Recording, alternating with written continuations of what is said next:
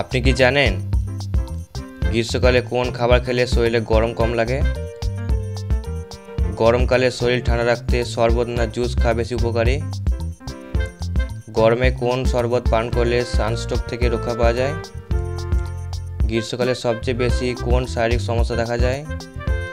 আজকে আমরা জানব গ্রীষ্মকালে কোন কাজগুলি করলে গরমের হাত থেকে কিছুটা হলেও রেহাই পাওয়া যায়। তো চলুন শুরু করা যাক। তার আগে বলি, প্রিয় দর্শক, এমন এই অজানা তথ্য জানার জন্য ভিডিওটি সম্পূর্ণ দেখুন এবং ভালো লাগলে একটা লাইক করুন। 1 নম্বর কোশ্চেন, গরমে কোন শরবত পান করলে সানস্ট্রোক থেকে রক্ষা পাওয়া যায়? অপশন এ তেঁতুলের শরবত, অপশন বি বেলের শরবত, সি জলজিরা, নাকি ডি কোল্ড ড্রিঙ্কস?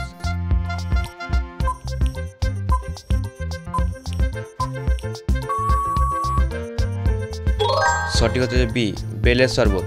বেল ঠান্ডা প্রকৃতির, এটি শরীরের শীতলতা এনে সানস্ট্রোক থেকে প্রতিরোধ করে। 2 নম্বর কোশ্চেন, গরমকালে শরীর ঠান্ডা রাখতে শরবত না জুস খাওয়া বেশি উপকারী?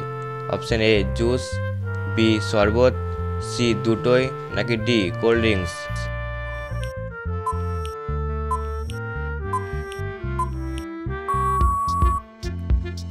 সঠিক হচ্ছে বি শরবত, কারণ শরবতে জল বেশি থাকে।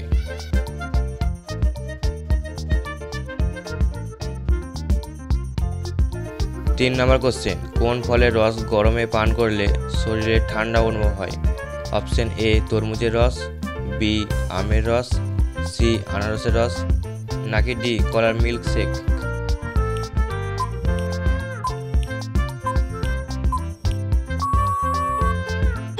সঠিক উত্তর হলো এ তরমুজের রস। তরমুজে রয়েছে 92% জল, যা গরমে জল শূন্যতা কমিয়ে ঠান্ডা রাখে। 4 নম্বর কোশ্চেন, গ্রীষ্মকালে কোন খাবার খেলে শরীরে গরম কম লাগে? অপশন এ গরম ভাত, বি পান্তা ভাত, সি বিরিয়ানি, নাকি ডি রুটি ও সবজি?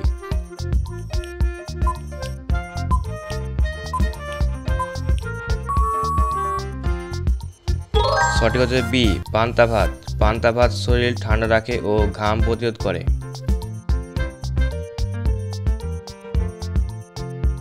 5 নম্বর কোশ্চেন, গ্রীষ্মকালে সবচেয়ে বেশি কোন শারীরিক সমস্যা দেখা যায়?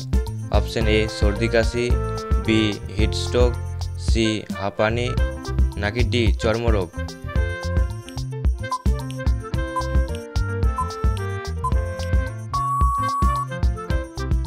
সঠিক হলো বি হিট স্ট্রোক। শরীরে অতিরিক্ত ঘামের কারণে শরীরে জনশূন্যতা দেখা যায়।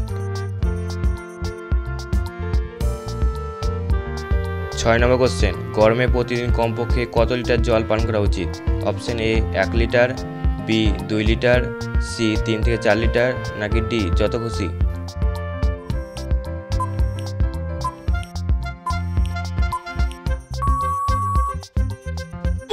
সঠিক হচ্ছে সি 3 থেকে 4 লিটার। প্রচুর ঘাম হয় বলে শরীরে জলের চাহিদা বেশি থাকে।